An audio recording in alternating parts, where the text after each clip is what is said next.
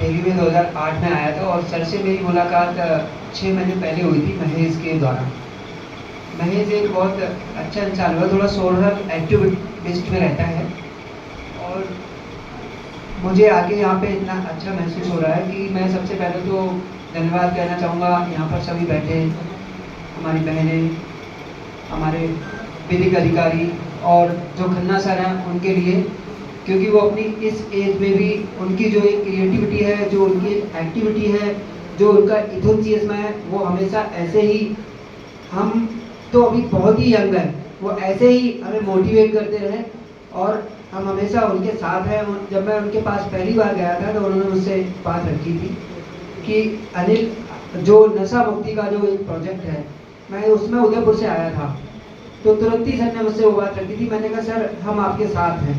हाँ, अभी ढंग से तो नहीं कह सकते हैं क्योंकि 2017 से मैं अपने ऊपर और कुछ समाज के प्रति अत्याचारी झेल रहा हूँ, चाहे वो कोर्ट से हुए, एक अभी मैं हाई कोर्ट का केस हैंडल कर रहा हूँ, एक उसके बाद जो है 3 को करकरुमा कोर्ट के हैंडल कर रहा हूँ, गुड़गांव को हैंडल कर रहा हूँ अकेले अपने ऊपर, और फाइट कर रहा हूँ 8 साल से, है ना।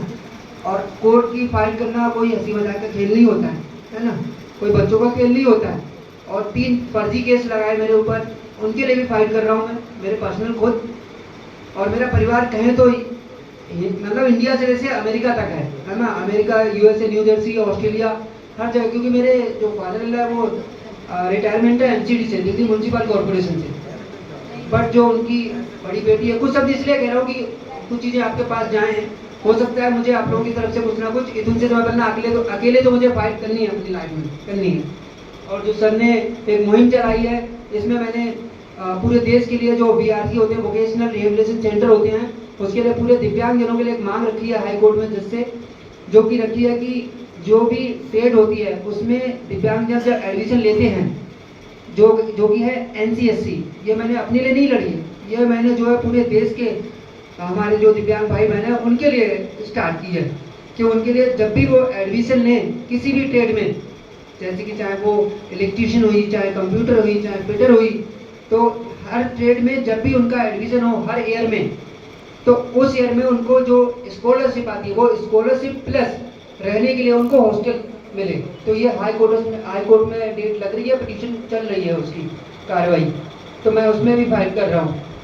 और जो अभी पीछे की घटना बताता हूँ कि गाजियाबाद में मैं आईएएस की तैयारी भी कर रहा हूँ in these days. Now I am preparation IAS अभियान 40।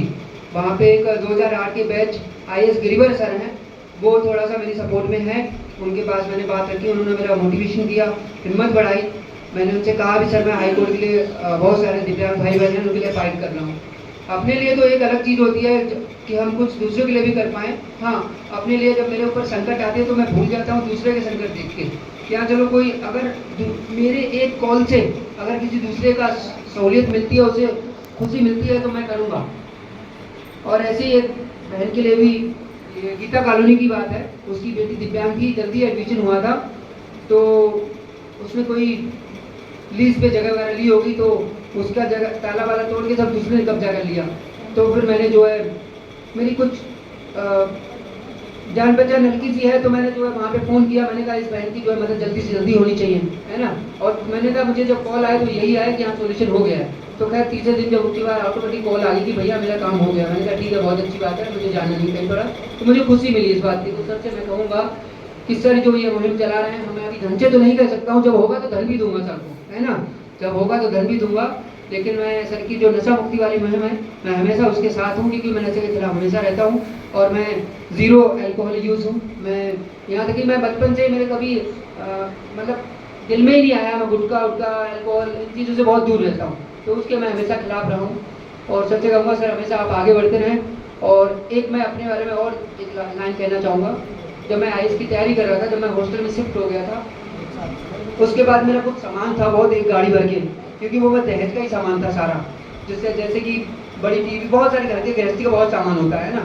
मकान मालिक ने मेरा पूरा ताला तोड़ के और सारा सामान गायब कर दिया। और देखो जो विधिक अधिकारी होते हैं, चौकी इंचार्ज सचिन चौधरी जी, उन्होंने गलत रिपोर्ट बना करके भेज दी। यानी 112 वाली पुलिस जो है वो अच्छा काम कर रही है।